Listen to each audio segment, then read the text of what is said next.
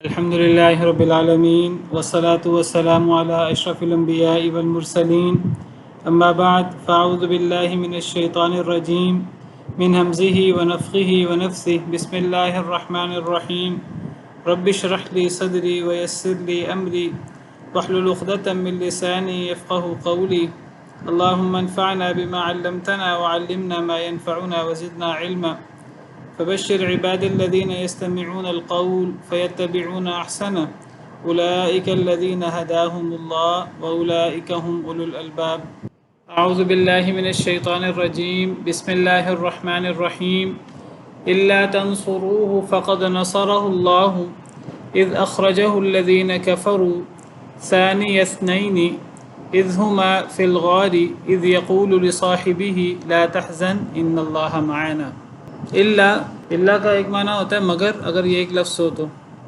اور اگر یہ دو الفاظ ہوں ان اور لا تب اس کا کیا مطلب ہوتا ہے؟ اگر نہ۔ اب یہاں کیا معنی کریں گے؟ مگر تم مدد کرو اس کی، یا اگر نہ تم مدد کرو اس کی، اگر نہ تم مدد کرو اس کی، یہ ایسے ہی جیسے پیچھے اللہ تنفرو ہے، اور یہ جو تنصرو ہو کے آخر سے نون گرا ہوا ہے، اس نون گرنے کی وجہ بھی پیچھے ان کا آنا ہے، شرط کا۔ جب پیچھے شرط آ جائے تو مضارع میں جمع مذکر حاضر میں نون گر جاتا ہے، نون اعرابی گر جاتا ہے۔ الا تنصروہ، اگر نہ تم مدد کرو اس کی، فقد نصرہ اللہ، تو تحقیق مدد کی اس کی اللہ نے، اذ اخرجہ، جب نکالا اس کو، الذین کفروا، ان لوگوں نے جنہوں نے کفر کیا، ثانی اثنین، دوسرا تھا دو میں سے، اذ ہما فی الغار، جب وہ دونوں غار میں تھے، اذ یقول لصاحبہ، جب وہ کہہ رہا تھا اپنے ساتھی سے، لا تحزن، غم نہ کر، ان اللہ معنا، بے شک اللہ ہمارے ساتھ ہے۔ فانزل اللہ سکینتہ، تو نازل کیا اللہ نے اپنی سکینت، علیہ اس پر، وأیدہ، اور مدد کی اس کی، بجنود لم تروہا، ان لشکروں کے ساتھ جنہیں تم نے نہیں دیکھا، وجعل کلمۃ الذین کفروا السفلی، اور کر دیا ان لوگوں کا کلمہ جنہوں نے کفر کیا نیچے، وکلمۃ اللہ ہی العلیٰ، اور کلمہ اللہ کا وہی بلند ہے، واللہ عزیز حکیم، اور اللہ تعالیٰ بہت غالب بہت حکمت والے ہیں۔ الا تنصروہ، اگر نہ تم مدد کرو اس کی سے مراد جی نبی کریم صلی اللہ علیہ وسلم، اگر تم نبی کریم صلی اللہ علیہ وسلم کی مدد نہیں کرتے، فقد نصرہ اللہ، تو مدد کی اس کی اللہ نے۔ تو کیا نبی کریم صلی اللہ علیہ وسلم کو مسلمانوں کی مدد کی ضرورت تھی؟ جی، یہ تعاون علی البر والتقوی ہے، یہ غلبہ دین کے لیے محنت ہے، تو اس کی ضرورت نبیوں کو بھی ہوتی ہے، اور نبی بھی باقاعدہ اپنی قوم سے اس کا تقاضا کرتے ہیں۔ جیسے سیدنا عیسیٰ علیہ السلام نے اپنی قوم سے کہا تھا، من انصاری الی اللہ، کہ اے میری قوم، اے حواریو، اللہ کے دین میں میرا مددگار کون ہوگا؟ تو یہ تعاون علی البر والتقوی ہے، یہ جہاد، یہ غلبہ دین کے لیے محنت ہے۔ اس معنی میں تو اللہ بھی مسلمانوں سے تقاضا کرتے ہیں کہ تم اللہ کی مدد کرو، اس معنی میں، جس کو ہم تعاون علی البر والتقوی کہہ رہے ہیں، جس کو غلبہ دین کی محنت، دین کو غالب کرنے کی کوشش، وہ دعوت کی صورت میں ہو، وہ جہاد کی صورت میں ہو، تعاون علی البر والتقوی، اس معنی میں تو اللہ تعالیٰ اس چیز کی اہمیت بیان کرنے کے لیے لوگوں کے ذہنوں میں، یہ چھوٹی چیز نہیں ہے، بہت بڑی چیز ہے، نیکی اور تقوی کے کاموں میں ایک دوسرے کا تعاون، اللہ کے دین کو غالب کرنے کی کوشش۔ اللہ نے اس کو کیا نام دیا ہے؟ اس کو نبی کی مدد کا نام دے دیں، یا اس کو اللہ کی مدد کا نام دے دیں؟ اللہ تعالیٰ فرماتے ہیں سورہ محمد، جس کو سورہ قتال بھی کہتے ہیں، یا ایھا الذین آمنوا ان تنصروا اللہ ینصرکم،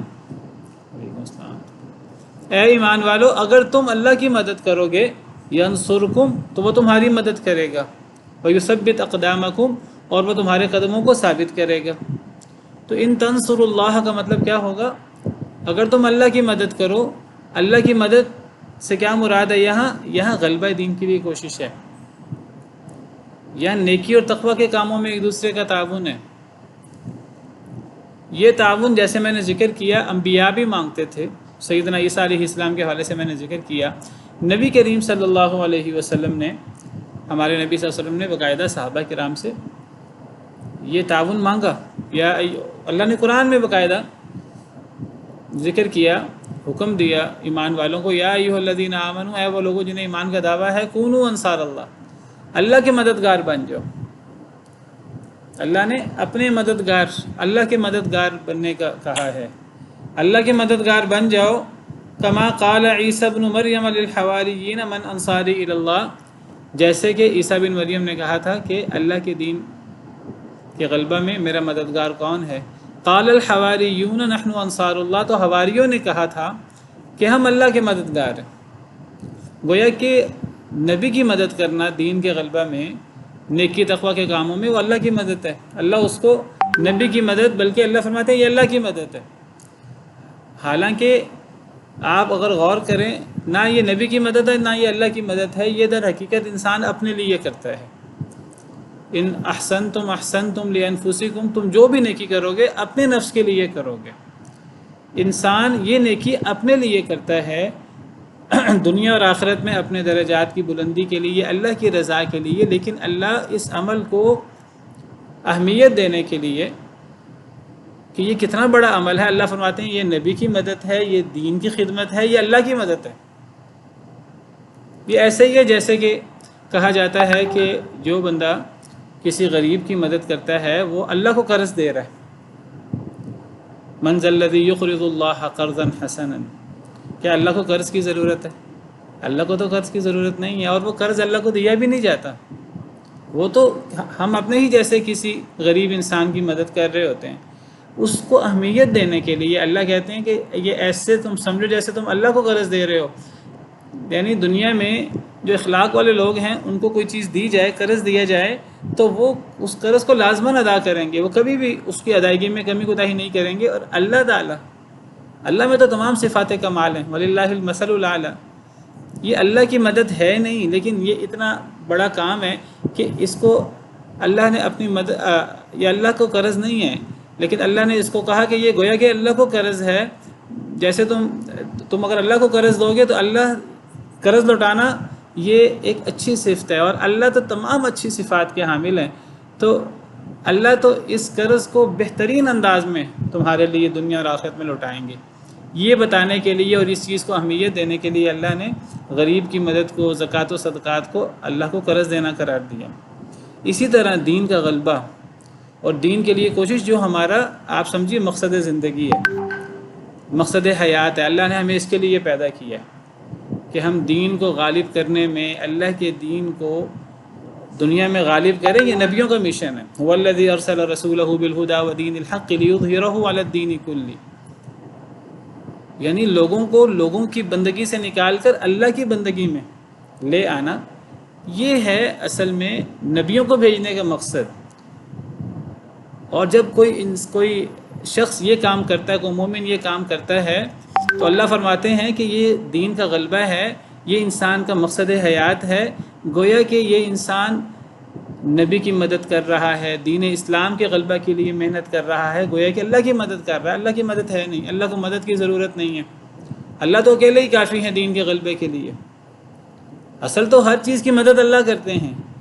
یہ تو اللہ نے اس جہاد کی اور غلبہ دین کی جو بھی صورت ہو، وہ جہاد ہو، قتال ہو یا قتال کے علاوہ جو بھی صورت ہو، اس کو اہمیت بیان، اس کی اہمیت کے لیے اللہ فرماتے ہیں یہ اللہ کی مدد ہے، یا اللہ کے دین کی مدد ہے، یا اسلام کے غلبے کی کوشش ہے۔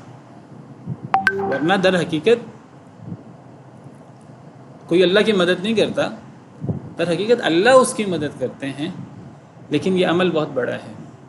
تو بہرحال یہ جیسے میں نے ذکر کیا تعاون علی البر والتقوی کی بحث ہے، اس کو نبی کی مدد کہہ لیں، اللہ کی مدد کہہ لیں، یہ ویسے اللہ کی مدد ہے نہیں، یہ تعاون علی البر والتقوی ہے۔ یہ مدد مانگی جا سکتی ہے لوگوں سے، جیسے میں نے آپ کے سامنے سورہ صف کی آخری آیت پڑھی ہے، اللہ نے قرآن میں فرمایا اے ایمان والو اللہ کی مددگار بن جاؤ۔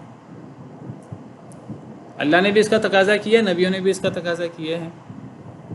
سورہ محمد میں بھی یا ایھا الذین آمنوا ان تنصروا اللہ ینصرکم، اگر تم اللہ کی مدد کرو گے تو اللہ تمہاری مدد کریں گے۔ یہاں سے یہ اشکال بھی پہلے کئی دفعہ میں نے وضاحت کرنے کی کوشش کی ہے۔ کچھ لوگ کہتے ہیں کہ جی دیکھیں ان آیات سے پتہ لگتا ہے غیر اللہ سے مدد مانگی جا سکتی ہے۔ دیکھیں جی حضرت عیسیٰ نے بھی اپنے حواریوں سے مدد مانگی، من انصاری الی اللہ۔ یہاں اللہ تعالیٰ کہہ رہے ہیں نبی کی اگر تم مدد نہیں کرو گے تو اللہ نبی کی مدد کریں گے۔ تو اس کا مطلب ہے کہ جب نبی لوگوں سے مدد مانگ سکتے ہیں تو پھر لوگ نیک لوگوں سے مدد کیوں نہیں مانگ سکتے؟ پھر غیر اللہ سے مدد مانگنے کو شرک کیوں قرار دیا جاتا ہے؟ یہ وہابی لوگ یا اہل حدیث لوگ کیوں اتنے متشدد ہوتے ہیں؟ جب اللہ تعالیٰ قرآن میں فرماتے ہیں کہ نبی صلی اللہ علیہ وسلم کے حوالے سے کہ نبی کریم صلی اللہ علیہ وسلم کے مددگار تو اللہ بھی ہیں، جبریل بھی ہیں اور مسلمان بھی ہیں اور فرشتے بھی۔ سورہ مجادلہ میں، سورہ تحریم میں اللہ تعالیٰ فرماتے ہیں وَإِن تَظَاهَرَ عَلَيْهِ فَإِنَّ اللَّهَ هُوَ مَوْلَاهُ وَجِبْرِيلُ وَصَالِحُ الْمُؤْمِنِينَ۔ حضرت عائشہ اور حضرت حفصہ دو ازواج مطہرات، انہوں نے ایک تدبیر کی تھی، سوکنوں کا کوئی مسئلہ تھا، تو نبی کریم صلی اللہ علیہ وسلم کو اپنے طرف راغب کرنے کے لیے اللہ نے قرآن کریم میں تنبیہ فرمائی ان دونوں ازواج مطہرات کو۔ تو وَإِن تَظَاهَرَ عَلَيْهِ، اگر تم نبی پر غلبہ پانے کی کوشش کرو گی، فَإِنَّ اللَّهَ هُوَ مَوْلَاهُ وَجِبْرِيلُ، تو اللہ نبی کے مولا ہیں، مددگار ہیں، وجبریل، جبریل بھی، وصالح المؤمنین، اور سارے مومن بھی، والملائکۃ بعد ذلک ظہیر، اور فرشتے بھی اس کے بعد مددگار ہیں۔ تو اس قسم کی آیات سے بعض لوگ یہ شبہ پیدا کرتے ہیں کہ ان آیات سے پتہ لگتا ہے کہ غیر اللہ بھی مدد کر دیتے ہیں اور غیر اللہ سے مدد مانگنا جائز ہے۔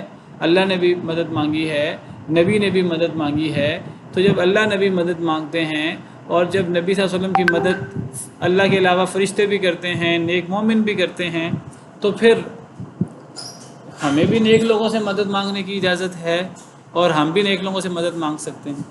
اس شبے کا کیا جواب ہے؟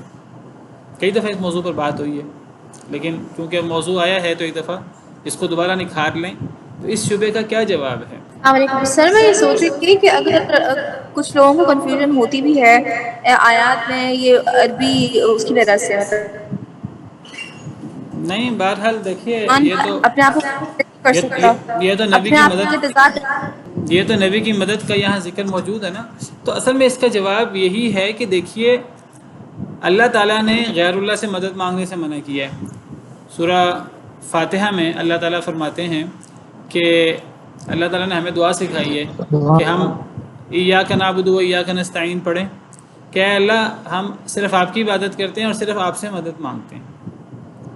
تو یہ اللہ نے ہمیں دعا سکھائی ہے اور اللہ نے فرمایا کہ صرف اللہ کو پکارنا چاہیے اور اللہ کے علاوہ کسی کو نہیں پکارنا چاہیے۔ جو اللہ کے علاوہ کسی کو پکارے گا تو یہ شرک ہے، یہ کفر ہے اور اس کی سزا جہنم ہے۔ قرآن کریم کے بہت ساری آیات ہیں، فَلَا تَدْعُ مَعَ اللَّهِ إِلَٰهًا آخَرَ، اے نبی صلی اللہ علیہ وسلم اللہ کے علاوہ کسی کو نہ پکاریے۔ اسی طرح قرآن کریم میں ہے وَمَن يَدْعُ مَعَ اللَّهِ إِلَٰهًا آخَرَ لَا بُرْهَانَ لَهُ بِهِ فَإِنَّمَا حِسَابُهُ عِندَ رَبِّهِ، جو اللہ کے علاوہ کسی ایسے معبود کو پکارے، کسی دوسرے معبود کو پکارے جس کی اس کے پاس کوئی دلیل نہیں ہے، فَإِنَّمَا حِسَابُهُ عِندَ رَبِّهِ، تو اس کا حساب اللہ کے پاس ہے۔ إِنَّهُ لَا يُفْلِحُ الْكَافِرُونَ، ایسے کافر کبھی کامیاب نہیں ہو سکتے۔ ایک آیت کریمہ میں اللہ فرماتے ہیں فَلَا تَدْعُ مَعَ اللَّهِ إِلَٰهًا آخَرَ فَتَكُونَ مِنَ الْمُعَذَّبِينَ، اے نبی صلی اللہ علیہ وسلم آپ اللہ کے علاوہ کبھی کسی کو نہ پکاریے، اگر آپ نے ایسا کیا تو آپ کو عذاب دیا جائے گا، وَالْعِيَاذُ بِاللَّهِ۔ اب یہ آیات صراحت سے کہہ رہی ہیں اللہ کے علاوہ کسی کو نہیں پکارنا چاہیے۔ سورہ فاتحہ میں اللہ نے دعا سکھائی، نیک لوگ اللہ سے دعا کرتے ہیں اللہ تعالیٰ ہم صرف آپ کی عبادت کرتے ہیں، صرف آپ سے مدد مانگتے ہیں۔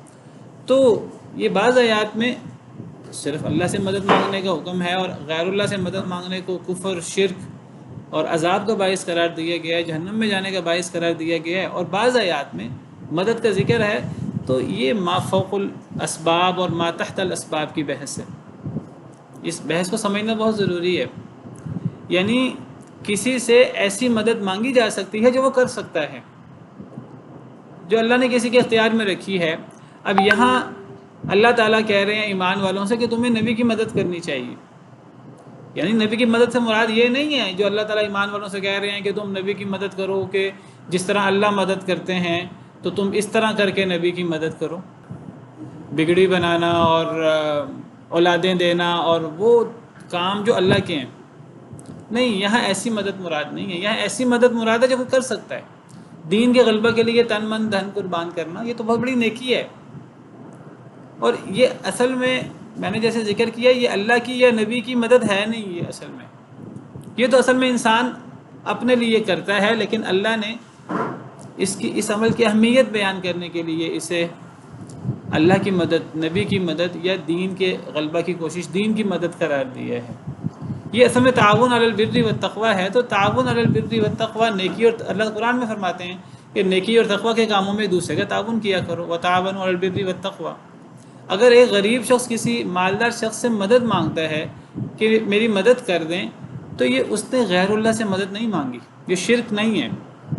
شرک اس مدد مانگنے کو کہتے ہیں کہ کوئی شخص کسی سے ایسی مدد مانگے جو اللہ کر سکتے ہیں، جو انسان کر نہیں سکتا۔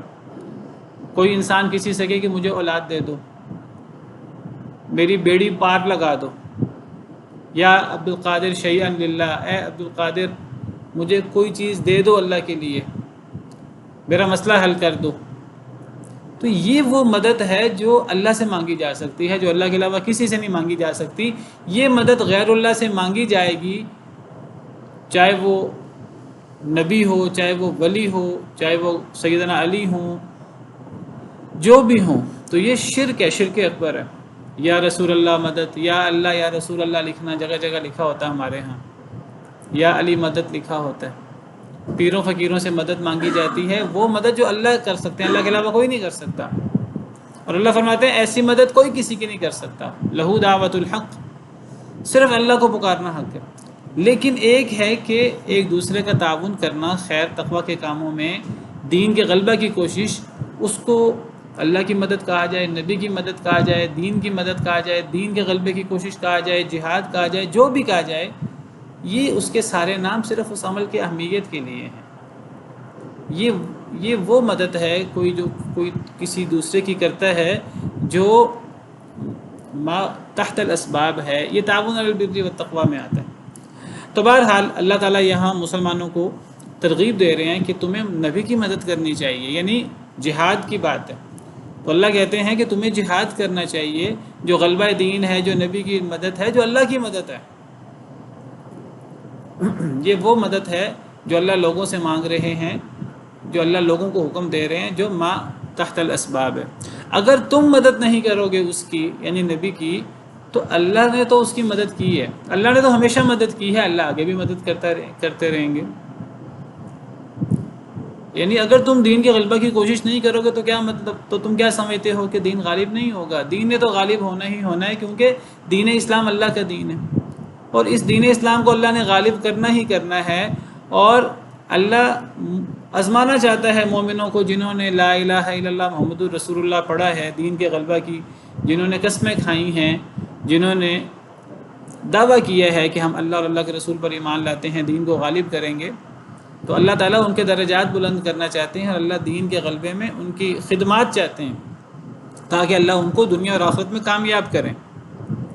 ورنہ اللہ کو تو کسی کی مدد کی ضرورت نہیں ہے، دین تو غالب ہونا ہی ہونا ہے، کوئی مدد کرے یا نہ کرے۔ اللہ فرماتے ہیں وَهَزَمَ الْأَحْزَابَ وَحْدَهُ، جسے نبی صلی اللہ علیہ وسلم نے فرمایا اللہ تو گروہوں کو اکیلے ہی شکست دے دیتے ہیں، لیکن اگر دین کے غلبے میں لوگ شریک ہو جائیں، جیسے اللہ نے لوگوں سے تقاضا کیا ہے، تو پھر لوگوں کے درجات بلند ہوتے ہیں، ورنہ اللہ کو ضرورت نہیں ہے۔ یہ بالکل ایسی آپ بات سمجھیے، مثلا قرآن کریم میں اللہ نے اس کی حفاظت کی ذمہ داری لی ہے، سنت اللہ نے اس کی حفاظت کی ذمہ داری لی ہے، لیکن اب ایک طریقہ تو یہ تھا کہ اللہ تعالیٰ جو ہے خود ہی سارا کام کر لیتے، اللہ نے دین کے غلبہ کی بھی ذمہ داری لی ہے۔ اب ایک طریقہ کہا رہا ہے کہ اللہ خود ہی کافروں کو شکست دے دیں، وہ جو ہم کہتے ہیں کہ جی وہ کافروں کی توپوں میں کیڑے پڑ جائیں، ان کی توپیں بیکار ہو جائیں، ایسا ہو سکتا ہے، اور اللہ تعالیٰ سب کچھ کر سکتے ہیں۔ لیکن اللہ چاہتے ہیں کہ مسلمان بھی اس غلبہ دین میں اپنے تن من دھن کی قربانی دیں اور اللہ کے دین کے لیے کوشش کریں تاکہ ان کے بھی درجات بلند ہوں۔ استاذ جی جی، جیسے آپ نے بتایا کہ حق کو حق کر دکھانا اور یہ حق ہے اس کو ثابت کرنا تاکہ امتحان کا مقصد پورا ہو، جی یہ پچھلی تفسیر میں آپ نے بتائی تھی۔ جی جی بالکل ایسے ہی ہے۔ تو میں صرف یہ بتانا چاہ رہا ہوں کہ اللہ نے مدد مانگی ہے لوگوں سے دین کے غلبے کے لیے، نبی نے مدد مانگی ہے، یہ ما تحت الاسباب ہے۔ تو جس کی ممانعت ہے، جس کو شرک کہتے ہیں غیر اللہ سے مدد مانگنا، وہ ایسی مدد ہے جو ما فوق الاسباب ہو۔ تو اللہ فرماتے ہیں اگر تم مدد نہیں کرو گے نبی کی تو اللہ تو مدد کریں گے ہی کریں گے، دین نے غالب ہونا ہی ہونا ہے۔ تم نہیں دین کو غالب کرنے کی کوشش کرو گے تو تم پیچھے رہ جاؤ گے، اور اگر تم دین کو غالب کرنے کی کوشش کرو گے تو تمہارے درجات بلند ہوں گے۔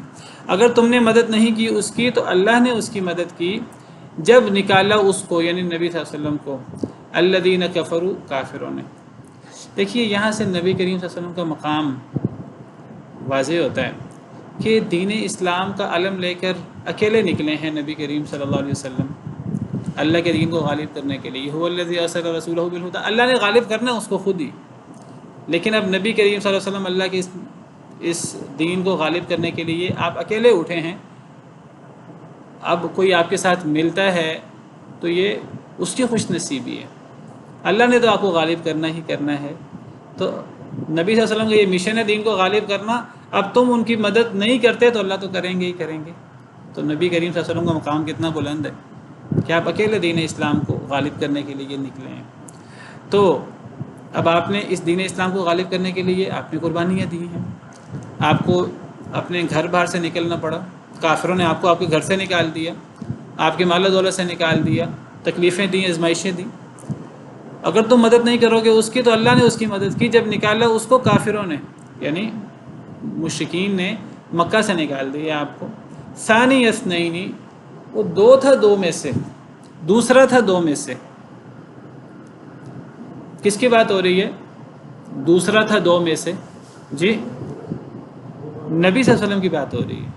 یہ ساری ضمیریں نبی صلی اللہ علیہ وسلم کے لیے ہیں۔ الا تنصروہ، ہو سے مراد نبی صلی اللہ علیہ وسلم ہے۔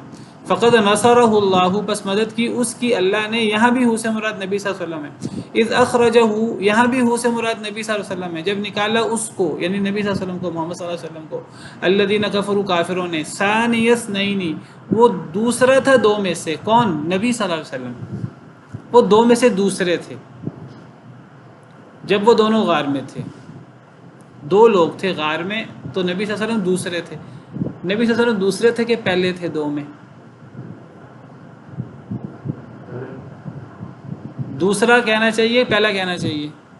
دیکھیں اگر دو لوگ ہوں، ایک نبی صلی اللہ علیہ وسلم اور ایک ابو بکر صدیق، جیسے آپ کو پتہ ہے رضی اللہ عنہ وارضاہ، تو آپ کو دوسرا کہنا چاہیے یا آپ کو پہلا کہنا چاہیے؟ پہلا کہنا چاہیے، بظاہر تو نظر آتا ہے استاد محترم کے پہلے کہنا چاہیے۔ پہلا کہنا چاہیے۔ تو یہاں اللہ تعالیٰ دوسرا کہہ رہے ہیں، اور یہاں ثانی دوسرا، جیسا اول پہلا، ثانی دوسرا، ثالث تیسرا، رابع چوتھا، ٹھیک ہے، فرسٹ سیکنڈ تھرڈ، دوسرا۔ اس دوسرے سے مراد یہ نہیں ہے کہ ان دو لوگوں میں آپ کا مقام بھی دوسرا تھا جیسے لگ رہا ہے، اور جیسے ذہن میں ایک سوال پیدا ہوتا ہے کہ آپ تو دو میں سے پہلے تھے، دوسرے تو ابوبکر صدیق ہیں۔ یہاں دوسرے سے مراد مقام میں دوسرا نہیں ہے، یہاں دوسرے سے مراد اصل میں تعداد میں، یعنی یہ بتانا مقصود ہے کہ دو تھے لوگ، تو وہ یعنی آپ جس طرح ہم اردو محاورے میں کہتے ہیں کہ دو میں سے ایک تھے، عربی محاورے میں اس کو ثانی اثنین کہہ دیتے ہیں۔ ضروری نہیں ہے کہ یہاں ثانی سے مراد مقام و مرتبے کے اعتبار سے دوسرا ہو۔ یہاں ثانی اثنین کا اگر میں اردو محاورے میں معنی کروں تو اس کا بالکل یہ صحیح ترجمہ ہے کہ اگر میں اردو محاورے میں معنی کروں کہ دو میں سے ایک، حالانکہ لفظی ترجمہ کریں تو کیا معنی بنے گا؟ ثانی اثنین، ہم کہیں ثانی دوسرا، اثنین دو میں سے، دو میں سے دوسرا۔ دو میں سے دوسرا کا مطلب دیکھیں پہلا بھی ایک ہے دو میں سے اور دوسرا بھی دو میں سے ایک ہی ہے نا، تو یہاں بس مقام مراد نہ لیں کہ وہ مقام میں دوسرا ہے۔ اور اس کے عربی میں اور مثالیں بھی ہیں، جیسے مثلا عیسائیوں کے حوالے سے قرآن میں ہے، عیسائیوں نے کہا لقد کفر الذین قالوا ان اللہ ثالث ثلاثہ، کفر کیا ان لوگوں نے جنہوں نے کہا، ان لوگوں نے کفر کیا جنہوں نے کہا کہ اللہ تین میں سے تیسرے ہیں، ثالث ثلاثہ۔ یہاں ثالث ثلاثہ کا مطلب کیا ہے؟ تین میں سے تیسرا کہ تین میں سے ایک؟ تین میں سے ایک مراد ہے، یہ عربی محاورہ ہے۔ یعنی عیسائی، بات ٹھیک ہے کہ عیسائی نعوذ باللہ شرک کرتے تھے، اور یہ بدترین شرک ہے کہ وہ کہتے تھے کہ تین معبودوں میں سے اللہ ایک ہے، لیکن عیسائی بھی ان تین میں سے اللہ کو بڑا مانتے تھے، حضرت جبریل یا سیدہ مریم کو دوسرا اور سیدنا عیسیٰ علیہ السلام کو تیسرا مانتے تھے، تو وہ اللہ کو پہلا مانتے تھے۔ لیکن اللہ نے جب اس کی تعبیر کی عیسائیوں کی طرف سے عربی زبان میں، تو اللہ نے کہا کہ ان عیسائیوں نے کفر کیا جنہوں نے کہا کہ اللہ تین میں سے، لفظی معنی تیسرا مراد ایک، تیسرا بھی تو ایک ہوتا ہے نا، تین میں سے ایک ہوتا ہے۔ ثانی اثنین، نبی کریم صلی اللہ علیہ وسلم دو میں سے دوسرے تھے، یعنی دو میں سے ایک تھے۔ جب نکال دیا ان کو کافروں نے، یعنی نبی صلی اللہ علیہ وسلم کو، یعنی مکہ سے، ثانی اثنین وہ دو میں سے ایک تھے، اذ ہما فی الغار، جب وہ دونوں غار میں تھے۔ اس غار سے مراد غار ثور ہے۔ نبی صلی اللہ علیہ وسلم کی ہجرت کے موقع پر جو آپ نے اور سیدنا ابوبکر صدیق نے ہجرت کی، تو سیدنا ابوبکر صدیق کو نبی کریم صلی اللہ علیہ وسلم کا ساتھ نصیب ہوا، اور یہ بہت بڑی سعادت ہے، بہت بڑی سعادت ہے سیدنا ابوبکر صدیق کی۔ اذ یقول لصاحبہ، جب وہ کہہ رہے تھے اپنے ساتھی سے۔ اب یقولو کا فاعل کون ہے؟ نبی کریم صلی اللہ علیہ وسلم۔ تمام ضمیروں میں جو واحد کی ضمیریں ہیں نبی صلی اللہ علیہ وسلم مراد ہیں۔ جیسے میں نے کہا تنصروہ کی ضمیر نبی صلی اللہ علیہ وسلم کی طرف لوٹ رہی ہے، نصرہ کی، اخرجہ کی، ثانی اثنین، ثانی سے مراد نبی صلی اللہ علیہ وسلم ہے، دو میں سے، دو سے مراد نبی صلی اللہ علیہ وسلم اور ابوبکر صدیق ہیں۔ اذ ہما، یہ تثنیہ کی ضمیر ہے، یہاں نبی صلی اللہ علیہ وسلم اور ابوبکر صدیق مراد ہیں۔ اذ یقولو، جب آپ کہہ رہے تھے، کون مراد ہے؟ نبی صلی اللہ علیہ وسلم۔ لصاحبہ، ہی سے مراد نبی صلی اللہ علیہ وسلم ہے اپنے ساتھی سے، اور ساتھی سے مراد کون ہے؟ ابوبکر صدیق۔ یعنی جب آپ کہہ رہے تھے اپنے ساتھی سے، تو ہی سے مراد نبی صلی اللہ علیہ وسلم اور صاحب سے مراد ابوبکر صدیق۔ تو یہ ساری ضمیر نبی صلی اللہ علیہ وسلم کے لیے ہیں، اور ساتھی سے مراد ابوبکر صدیق ہیں۔ یعنی اللہ تعالیٰ نے یہاں نبی سیدنا ابوبکر صدیق کو نبی کریم صلی اللہ علیہ وسلم کا صاحب قرار دیا ہے، جس کو اصطلاح میں صحابی کہتے ہیں۔ جب نبی صلی اللہ علیہ وسلم اپنے صاحب سے کہہ رہے تھے، اپنے صحابی سے کہہ رہے تھے، اپنے ساتھی سے کہہ رہے تھے، سیدنا ابوبکر صدیق رضی اللہ تعالیٰ عنہ تو نبی صلی اللہ علیہ وسلم کے وہ صحابی ہیں، وہ صاحب ہیں کہ جن کو اللہ نبی صلی اللہ علیہ وسلم کا صاحب قرار دیتا ہے۔ دنیا میں بھی وہ آپ کے صاحب ہیں، اور آخرت میں بھی آپ کے صاحب ہیں، قبر میں بھی آپ کے صاحب ہیں، آپ کے ساتھ، آپ کے پاس ان کی قبر ہے، آپ کی قبر مبارک کے پاس۔ یہ بہت بڑا اعزاز ہے سیدنا ابوبکر صدیق کا۔ یعنی جیسے میں نے ذکر کیا کہ اس آیت کریمہ میں نبی کریم صلی اللہ علیہ وسلم کی بہت بڑی فضیلت، بہت بڑا مقام ہے کہ دین اسلام کے غلبے کی ذمہ داری آپ نے اکیلے نے گویا کہ ذمہ داری لی، اور پھر اللہ نے لوگوں سے تقاضا کیا، ایمان والوں سے، کہ تمہیں نبی کی مدد کرنی چاہیے۔ تو اس ذمہ داری کو اٹھانے میں نبی صلی اللہ علیہ وسلم کے ساتھ جو صحابہ شریک ہوئے، ان میں پیش سر فہرست سیدنا ابوبکر صدیق رضی اللہ تعالیٰ عنہ۔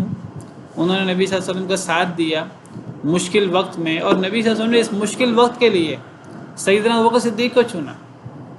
باقی صحابہ وہ ہجرت کر رہے ہیں، سیدنا ابوبکر صدیق انتظار میں ہیں کہ مجھے کب ہجرت کا حکم ہوتا ہے، یا مجھے کب ساتھ نصیب ہوتا ہے۔ اور آخر کار نبی صلی اللہ علیہ وسلم نے فرمایا ابوبکر نکلیں، اب اللہ نے ہجرت کا حکم دیا ہے۔ تو سیدنا ابوبکر صدیق نے 2 سواریاں تیار کر رکھی تھیں، پہلے وہ اس کام کے لیے تیار تھے، اور وہ آپ کے ساتھ کے لیے اور آپ کے لیے ہر قسم کی قربانی کے لیے۔ یہ جو سفر تھا ہجرت کا، یہ آسان سفر نہیں تھا، یہ ایسا سفر تھا جس میں ہر قسم کی آزمائش جو ہے وہ آنے کا امکان تھا، کیونکہ اس وقت مشرکین مکہ آپ کی جان کے درپے تھے، آپ کی جان کے دشمن تھے، اور وہ باقاعدہ پلاننگ کر چکے تھے۔ ہم سورہ انفال میں پڑھ چکے ہیں کہ وَإِذْ يَمْكُرُ بِكَ الَّذِينَ كَفَرُوا لِيُثْبِتُوكَ أَوْ يَقْتُلُوكَ أَوْ يُخْرِجُوكَ۔ انہوں نے یہ تدبیر کی کہ آپ کو قید کر دیں یا آپ کو قتل کر دیں یا آپ کو نکال دیں. وَيَمْكُرُونَ وَيَمْكُرُ اللَّهُ، وہ بھی تدبیر کر رہے تھے اور اللہ بھی تدبیر کر رہے تھے. تو اب یہ جو سفر تھا ہجرت کا، یہ بڑا مشکل سفر تھا، اور اس سفر میں جس طرح وہ آپ کے جان کے درپے تھے تو آپ کے ساتھ جو بھی ہوتا اس کو بھی جان کا خدشہ تھا پوری طرح. اور انہوں نے اعلان کیا کہ جو بھی، ان کو پتہ لگ گیا نبی صلی اللہ علیہ وسلم کے ساتھ ابوبکر صدیق ہیں، انہوں نے کہا جو بھی انہیں زندہ یا مردہ لے کر آئے تو اس کو 100 اونٹ انعام دیا جائے گا. تو اس پرخطر اور مشکل ترین سفر میں نبی صلی اللہ علیہ وسلم نے سیدنا ابوبکر صدیق کو چنا، اور سیدنا ابوبکر صدیق کو یہ اعزاز حاصل ہوا، اور اللہ نے قرآن میں انہیں نبی صلی اللہ علیہ وسلم کا ساتھی قرار دیا ہے. جو کوئی سیدنا ابوبکر صدیق کے بارے میں بکواس کرے، ان کے ایمان کے بارے میں شکوک و شبہات کا اظہار کرے، تو اس کا اپنا ایمان جو ہے وہ مشکوک ہے، وہ قرآن کی آیات کا منکر ہے. جب وہ دونوں غار میں تھے اور جب وہ کہہ رہے تھے نبی صلی اللہ علیہ وسلم لصاحبہ، اپنے ساتھی سیدنا ابوبکر صدیق سے، لا تحزن، غم نہ کر، ان اللہ معنا، بے شک اللہ ہمارے ساتھ. غار میں تھے اور لوگ غار تک جا پہنچے نبی صلی اللہ علیہ وسلم اور ابوبکر صدیق کی تلاش میں. اب سیدنا ابوبکر صدیق انبیاء کے بعد سب سے افضل ہیں، افضل ترین صحابی ہیں، لیکن بہرحال ان کا ایمان نبیوں والا ایمان تو نہیں ہے. تو وہ کہنے لگے اے اللہ کے رسول، اگر یہ نیچے دیکھ لیں تو یہ ہمیں پا لیں گے، اپنے قدموں میں دیکھ لیں تو ہم تو غار میں موجود ہیں، چھپے ہوئے ہیں، ان کی نظر نیچے پڑ گئی تو یہ ہمیں تلاش کر لیں گے. لیکن نبی صلی اللہ علیہ وسلم کا ایمان تو وہ نبی کا ایمان تھا، سید الانبیاء والمرسلین کا ایمان. نبیوں کا ایمان تو پھر بہت زیادہ ہوتا ہے. نبیوں کا ایمان بہت زیادہ اس لیے بھی ہوتا ہے کہ اللہ نے نبیوں کو چنا ہوتا ہے، اللہ نے ان کے دلوں کا پہلے سے اللہ نے جائزہ لیا ہوتا ہے، اور اللہ نے دیکھ بھال کر نبی بنایا ہوتا ہے. اور پھر نبیوں کا ایمان اس لیے بھی بہت زیادہ ہوتا ہے کہ اللہ نے نبیوں کو بڑی بڑی ملکوت اور بڑی بڑی نشانیاں دکھائی ہوتی ہیں. اللہ نے نبی کریم صلی اللہ علیہ وسلم کو اسراء اور معراج کروایا، بڑے بڑے معجزات دیے سیدنا ابراہیم علیہ السلام کو، دیگر انبیاء کرام علیہ السلام کو. تو نبی کے ایمان کا مقابلہ تو کوئی امتی نہیں کر سکتا. تو جب سیدنا ابوبکر صدیق بھی اس حالت میں گھبرا گئے تو نبی صلی اللہ علیہ وسلم نے اس موقع پر اللہ پر ایمان کا بہترین مظاہرہ کرتے ہوئے فرمایا کہ اے ابو بکر، غم نہ کر، اللہ ہمارے ساتھ. احادیث مبارکہ سے پتہ لگتا ہے کہ نبی صلی اللہ علیہ وسلم نے فرمایا تھا اے ابو بکر ما ظنک باثنین اللہ ثالثہما، اے ابو بکر ان دو کے بارے میں تیرا کیا خیال ہے جن کا تیسرا اللہ ہے. ہم دو اکیلے نہیں ہیں، ہمارے ساتھ اللہ ہے تیسرا. اس سے پتہ لگتا ہے کہ اس سے یعنی نبیوں کا ایمان اللہ پر کتنا مضبوط ہوتا ہے. سیدنا موسیٰ علیہ السلام اپنی قوم کو لے کر نکلے، آگے سمندر آ گیا، پیچھے فرعون اپنا لاؤ لشکر لے کر آ گیا. اب حضرت موسیٰ کے ساتھی وہ کہنے لگے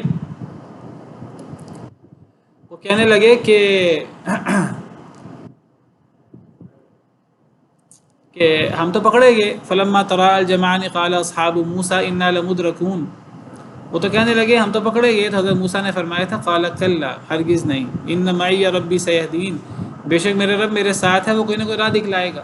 سیدنا موسیٰ علیہ السلام کو نہیں پتا تھا کہ سمندر میں راستہ بن جائے گا. وہ تو جب سیدنا موسیٰ علیہ السلام نے اللہ پر بہترین توکل کا اعلان مظاہرہ کیا تو اللہ نے پھر انہیں وحی کی کہ اپنا عصا مارو، تو عصا مارنے سے سمندر میں راستہ بن گیا. حضرت موسیٰ کو نہیں پتا تھا راستہ بنے گا، لیکن انہوں نے اللہ پر توکل کا مظاہرہ کیا. یہاں نبی کریم صلی اللہ علیہ وسلم نے اللہ پر توکل کا مظاہرہ کیا، اور اللہ نے پھر راستہ نکالا کہ کفار نبی صلی اللہ علیہ وسلم اور ابوبکر صدیق کو تلاش نہیں کر سکے. تو اس سے پتہ لگتا ہے کہ جو شخص اللہ پر جتنا اعتماد کرے، جتنا بھروسہ کرے، اللہ اس کے ساتھ ویسا ہی معاملہ کرتے ہیں. حدیث مبارکہ ہے نبی صلی اللہ علیہ وسلم فرماتے ہیں کہ اللہ تعالیٰ فرماتے ہیں انا عند ظن عبدی بی، کہ میں انسان کے ساتھ ویسا معاملہ کرتا ہوں جیسا وہ میرے بارے میں گمان کرتا ہے. اب جب نبی صلی اللہ علیہ وسلم نے فرمایا کہ ہمیں غم کرنے کی ضرورت نہیں ہے، اللہ ہمارے ساتھ ہے، تو اللہ نے پھر کر کے دکھایا. جب حضرت موسیٰ علیہ السلام نے فرمایا کہ ہرگز نہیں، یہ آگے سمندر ہے، پیچھے فرعون کا لشکر ہے، یہ ہمیں پکڑ نہیں سکتے، اللہ میرے ساتھ ہے، اللہ کوئی راہ دکھلائیں گے. اللہ نے راہ دکھلایا، اللہ نے معجزہ ان کے ہاتھ پہ وفا کر دیا. اس کا مطلب یہ نہیں ہے کہ یہ چیزیں صرف انبیاء کرام علیہ السلام کے ساتھ ہیں اور اللہ صرف نبیوں کی مدد کرتے ہیں. اللہ عام لوگوں کی بھی مدد کرتے ہیں اگر کوئی اللہ پر اسی طرح توکل کا اور اعتماد کا مظاہرہ کرے. اس سے پتہ لگتا ہے کہ اللہ تعالیٰ نیک لوگوں کے ساتھ ہوتے ہیں. نبی صلی اللہ علیہ وسلم نے فرمایا کہ اے ابو بکر صدیق گھبراؤ نہیں، اللہ ہمارے ساتھ ہیں. اس سے پتہ لگتا ہے اللہ نیک لوگوں کے ساتھ ہے.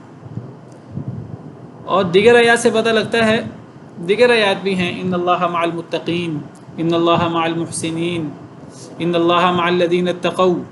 اللہ ان لوگوں کے ساتھ ہیں جو متقی ہیں، اللہ محسنین کے ساتھ ہیں. اور بعض آیات سے یہ بھی پتہ لگتا ہے اللہ کافروں کے ساتھ بھی ہیں.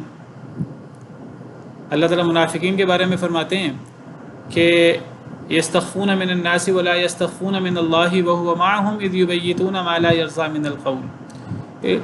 لوگوں سے چھپنے کی کوشش کرتے ہیں، لوگوں سے یہ ڈرتے ہیں، اللہ سے نہیں ڈرتے، حالانکہ اللہ ان کے ساتھ ہوتے ہیں جب یہ سرگوشیاں کر رہے ہوتے ہیں، جب یہ چالیں چل رہے ہوتے ہیں اس وقت اللہ ان کے ساتھ ہوتے ہیں. تو یہ اللہ سے نہیں ڈرتے، لوگوں سے ڈرتے ہیں. ان کو اللہ سے بھی ڈرنا چاہیے. اللہ ان کی ایک ایک بات کو سن رہے ہوتے ہیں، اللہ ان کے ساتھ ہوتے ہیں. اور دوسری آیت میں اللہ فرماتے ہیں کہ 3 لوگ ہوں چوتھے اللہ ہوتے ہیں، 5 لوگ ہوں چھٹے اللہ ہوتے ہیں. جتنے لوگ ہوں، تھوڑے ہوں یا زیادہ ہوں، اللہ ان کے ساتھ ہوتے ہیں. تو اس سے پتہ لگتا ہے کہ اللہ کی ایک صفت معیت ہے. اللہ تعالیٰ کی صفت معیت ہے. اس صفت معیت کا مطلب ہے کہ اللہ اپنی مخلوق کے ساتھ ہیں. اللہ نیک لوگوں کے ساتھ بھی ہیں. اللہ کی نیک لوگوں کے ساتھ معیت وہ ایک الگ انداز کی ہے. اور اللہ کفار کے ساتھ بھی ہیں. اللہ کی کفار کے ساتھ، اپنے نافرمانوں کے ساتھ بھی معیت ہے، وہ ایک اور انداز کی ہے. اللہ اپنی مخلوق کے ساتھ ہیں. لیکن بعض لوگ اس سے یہ استدلال کرتے ہیں کہ اللہ اپنی مخلوق کے ساتھ ہیں، وہ نیک ہوں یا برے ہوں، تو اللہ کی مخلوق تو ہر جگہ ہے، تو گویا کہ اللہ ہر جگہ ہیں. یہ ثابت نہیں ہوتا اس سے کہ اللہ ہر جگہ ہیں. اللہ تعالیٰ جہت کے اعتبار سے بلند ہیں، سب سے بلند ہیں. قرآن کریم میں کئی مقام پر، قرآن و احادیث کے بہت سارے دلائل ہیں، سینکڑوں دلائل بلا مبالغہ، کہ اللہ تعالیٰ صفت علو میں ہیں، اللہ بلندی میں ہیں، اللہ عرش پہ مستوی ہیں، جیسے اللہ کی شان کو لائی کہ اللہ آسمانوں کے اوپر ہیں. آمنتم من فی السماء ثم استوى علی العرش وهو العلی الکبیر. بہت سارے دلائل ہیں. تو اللہ تعالیٰ اپنی ذات کے اعتبار سے آسمانوں کے اوپر، عرش کے اوپر مستوی ہیں، جیسے اللہ کی شان کو لائی کیا. اور اللہ اپنی صفات کے اعتبار سے اللہ اپنی مخلوق کے ساتھ ہیں. اللہ کو ہر جگہ ماننا اور ہر مخلوق کے اندر اللہ حلول کیے ہوئے ہیں یا اللہ ہر وجود کے اندر موجود ہیں، یہ ایسا عقیدہ ہے جو شرک کی طرف لے جاتا ہے. یہ بدترین شرک ہے.